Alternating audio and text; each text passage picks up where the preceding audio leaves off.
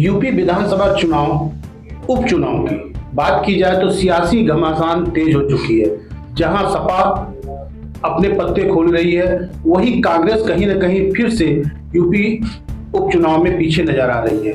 तो कहीं मायावती भी अपनी हुंकार भरती नजर आ रही है। आज हम इसी बात पर चर्चा करते हुए हमारे नेशनल इक्वल पार्टी के रामबच्चन यादव जी हैं, जो बताएंगे कि ऐसा क्या कारण हो रहा है जो एक गठबंधन की बात होती थी, जहां गठबंधन में एक साथ चुनाव लड़ने की बात होती थी, फिर से कहीं ना कहीं उपचुनाव में दरार दिख रही है। रामबच्चन जी, बात की जाए तो जिस तरह से अभी 24 घंटे के अंदर अखिलेश यादव ने टिकट देना लेना शुरू किया है और कांग्रेस फिर धीरे धीरे पीछे होती नजर आ रही है, तो इसका क्या कारण हो गया? देखिए, जो उत्तर प्रदेश में उपचुनाव होने वाला 10 सीट पे, उसमें एक बार सहमति बनी थी, 8 सीट समाजवादी पार्टी लड़ेगी, न्यूज में आया था, टीवी में भी आया था, 2 सीट कांग्रेस को दे रहे थे। अब मैं फंसा जब महाराष्ट्र में माननीय अखिलेश जी जब वहाँ 6 से लेके 8 सीट मांग रहे हैं कांग्रेस से, और कांग्रेस फिर वही गलती कर रही है जो एमपी में कर चुकी है। समझ रहे हैं ना, जो एमपी में कांग्रेस इनके साथ गलती की थी, जिसका नतीजा कांग्रेस ने भोगा, वही गलती फिर वो करने जा रहे हैं। जब आप महाराष्ट्र में आप इनका गठबंधन नहीं कर रहे हैं, महाराष्ट्र में गठबंधन नहीं ले रहे हैं, गठबंधन धर्म के हिसाब से आप उनको टिकट नहीं दे रहे हैं, तो माननीय जी का भी अपना बात किए, अपना सब सीटें घोषित करना शुरू कर दिए रामबच्चन जी, और कांग्रेस इसी नीति तो फेल हो जाती है, अब फेल हो जाएगी फिर। लेकिन रामबच्चन जी, बात की जाए तो जिस तरह से अखिलेश यादव और राहुल गांधी की एक जोड़ी लोग देख रहे थे कि आने वाला समय जो है, एक 27 का चुनाव भी बचा हुआ है, उसमें भी एक बहुत बड़ा कमाल करेगी, लेकिन ये उपचुनाव में ही अपनी चीजें दिखने शुरू हो गई हैं। देखिए, हमारे पास जैसे कांग्रेस में कुछ ऐसे लोग हैं, ऐसे नेता हैं जो सीनियर नेता हैं, वो लोग का रुतबा कांग्रेस पार्टी में घट गया। जब माननीय अखिलेश जी, राहुल गांधी जी ये लोग मिले तो उनकी रुतबा घट गया। अगले बार उत्तर प्रदेश के प्रदेश अध्यक्ष अजय राय जी कितनी टिप्पणियां कर दी थी माननीय अखिलेश जी पर, उन्होंने भी टिप्पणी कर दी।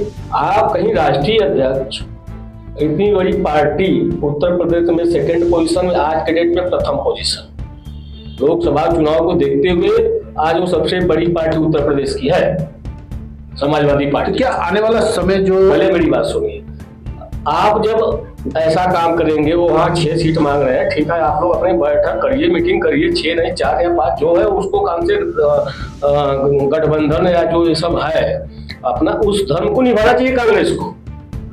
समझ रहे ना, कांग्रेस इस चीज को निभा नहीं पा रही है, उन नेताओं के दबाव में, जो भी हो। स्वयं फैसला राहुल गांधी जी भी नहीं ले पा रहे हैं, खड़गे जी भी नहीं ले पा रहे हैं, तो उनके पीछे ऐसा क्या विशेष हो जा रहा है कि वो अपना फैसला स्वयं नहीं ले पा रहे कि ऊपर की जो सीनियर कांग्रेस के जो सीनियर नेता हैं या जो पहले से कांग्रेस में चले आ रहे हैं, क्या उनका कोई दबाव आ जा रहा है?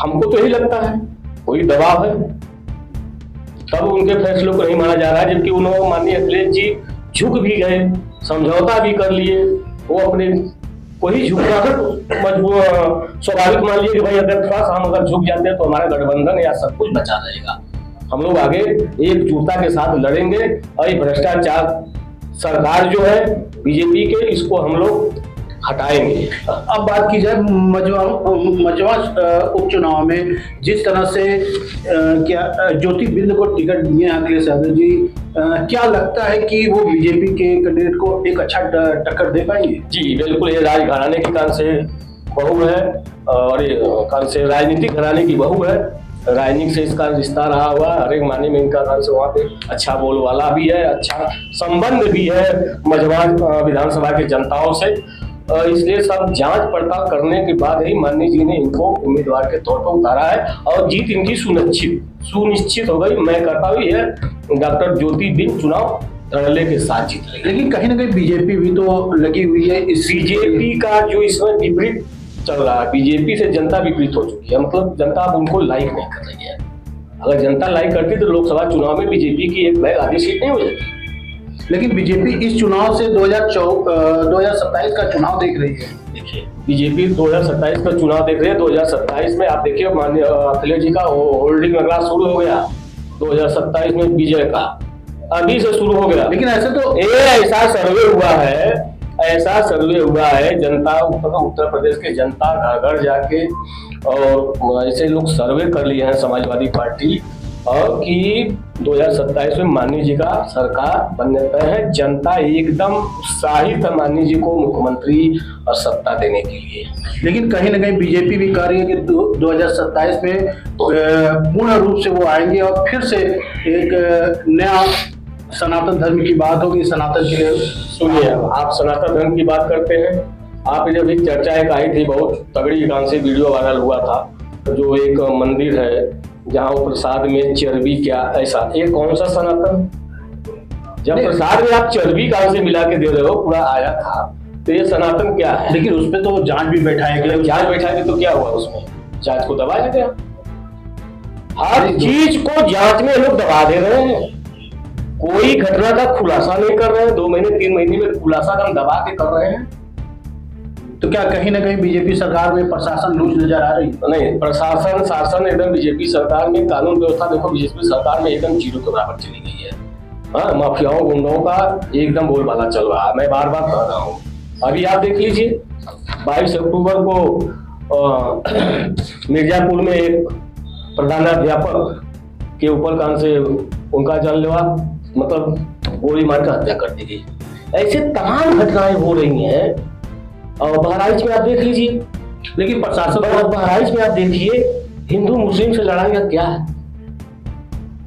लेकिन बहराइच की घटना तो देखा जाए तो अधिकतर एक सिर्फ कहा जाए तो एक षड्यंत्र देखा जा रहा था। उसमें कोई ऐसा धर्म की बात नहीं आई बीच में।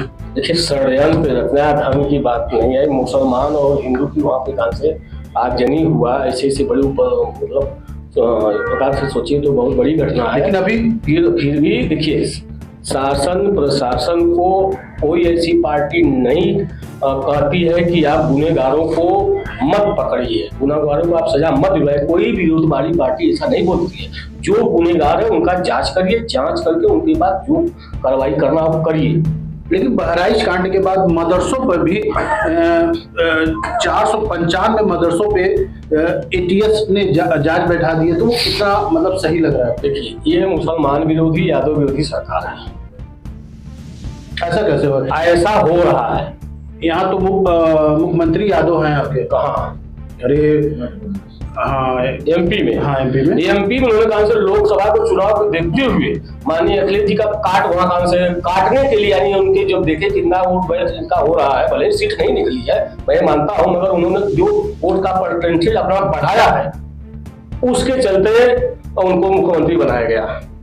तो आप तो कह रहे हैं कि मुसलमान और यादव विरोधी हैं ये सब। वो अपने देखिए, उत्तर प्रदेश की मैं बात कर रहा हूँ, मुसलमान विरोधी, यादव विरोधी, बैकवर्ड विरोधी, दलित विरोधी, जो भी कहिए सब है बीजेपी की सरकार। लेकिन यही चीज इतना अत्याचार कान से दलितों पे मध्यम वर्ग वाले को हो रहा है और उसका कोई खुलासा नहीं हो रहा है, जबकि इधर कान से 2 महीने से तमाम ऐसी घटनाएं हुई है। मैं भी कान से एक प्रतिनिधि हूँ, किसी पार्टी का प्रदेश अध्यक्ष हूँ, हम भी सारी चीज को अवलोकन करते रहते, पूरा दिमाग में रखते हैं कि ये घटना में क्या होगा। लेकिन सरकार तो कहती है सबका साथ सबका विकास। देखिए, जो नारा उन्होंने दिया सबका साथ सबका विकास, बेटी बचाओ बेटी पढ़ाओ, सब में वो फेल हो गए। बेटियों के बाद कितना अत्याचार हुआ, वो घटना घटी थी जो बेटियों को वहां के औरतों को नंगा घुमा रहे हैं लोग। वो किनकी सरकार है? केंद्र में किनकी सरकार है? वो घटना हुई थी ना अभी 1 साल पहले मणिपुर। इतना घिनौना खर्चा है। कैसे आप कहां से कहते हैं? अरे किस मूर्ख से ये सब बोलते हैं, हमको यही समझ नहीं आता है। क्या इनका काम से जो इनका वो है, जो चुनाव के समय इनका काम से वो आता है घोषणा पत्र, उस घोषणा पत्र को भूल जाते हैं। घोषणा पत्र बड़ी बड़ी बातें कर लेंगे, इनके काम से गृह मंत्री अमित शाह जी बोलते हैं ये तो चुनावी जुमला है। बताओ, आप जनता से सीधे जनता कितने दिन तक आपको देखेगी? 15 लाख का लालच देके जनता को बता लिए, 5 किलो अनाज देखो जनता को पंगु बना दिए। अगर आपको कहां से अनाज मिलता है तो जिसे हम कमाने वाले व्यक्ति हैं, जब देख रहे हैं कि हमको अनाज मिल रहा है तो कमाने की क्या जरूरत है? अगर हम कमाते तो 400-500 रुपया लेते, उससे अच्छा खाते। लेकिन यही तो राहुल गांधी राहुल गांधी ने भी बोला था कि हम अनाज की क्वांटिटी बढ़ा देंगे। यही चुनाव में राहुल गांधी ने भी बोला था। अब जब अगली सरकार कर रही है तो जो आने वाली सरकार वो भी करेगी। तो मतलब बीजेपी के चिन्हों पे राहुल गांधी और अगली नहीं, वो बात नहीं मैं कर रहा हूँ तो चीजों चलेगी। अब जो सिलसिला हो गया है, अब जनता को पंगु तो आप बना दिए, अब हम जनता को पंगु कैसे करेंगे? नहीं, आने वाली जो सरकार होगी भविष्य में, जो भी सरकार होती है, क्या वो जो पिछली सरकार जो करके गई है, चाहे वो पंगुल बना के गई, चाहे जैसे वो भी करेगी। फिर देखिए, एक चुनाव का मुद्दा अब सरकार बनाने का मुद्दा होता है। उन्होंने सब लोग, मैं कहा ना, घोषणा पत्र में क्या क्या लोग लिख देते हैं, घोषणा पत्र का वो जो घोषणा करते हैं उसको पूरा नहीं करते जनता के लिए। मैंने कहा ना, आपसे फिर दोहरा देता हूं, आप हमारे गृह मंत्री जी अमित शाह जी कहते हैं सब चुनावी जुमला है। बताइए, ये जनता नहीं सुन रही है? इतने काल से विद्वान आदमी है कि जो इंटर पास करके 12वीं में जाएगा, जो 12वीं पास करके इंटर में जाएगा, इतने विद्वान आदमी है। लेकिन कहीं ना कहीं देखा जाए तो विपक्ष अपक्ष दोनों एक दूसरे पर छीटाकशी करने में लगे हुए हैं और उपचुनाव का जो समय है वो एकदम नजदीक आ गया है। टिकट बढ़ चुकी है। अब क्या स्थिति होगी? पर्चा भी कहीं कहीं भरा जा रहा है। मझवा में पर्चा भरा गया और वो तेज प्रताप सिंह जी भी पर्चा भर दिए। अब चल रहा है, देख लीजिएगा। और उपचुनाव में भी समाजवादी पार्टी का डंका बजेगा, यही डंका बजेगा और 2027 एकदम क्लियर दिखेगा। जनता बीजेपी से एकदम विपरीत हो चुकी है, बीजेपी के प्रताड़ना से विपरीत हो चुकी है, उनके कानून व्यवस्था से विपरीत हो चुकी है, उनके नेताओं की बोली भाषा से भी कान से प्रताड़ित हो चुकी है।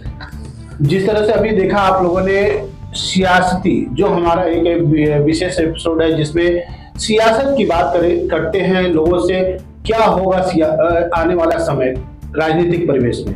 आज हमारे संग रामबच्चन यादव जी थे जो उपचुनाव के विषय में विशेष वार्ता किए और उपचुनाव में उन्होंने बताया है कि उपचुनाव में जो सपा की सीटें हैं वो होगी पूर्ण बहुमत से जीतेंगी और एक अच्छा मुकाम हासिल करेंगी।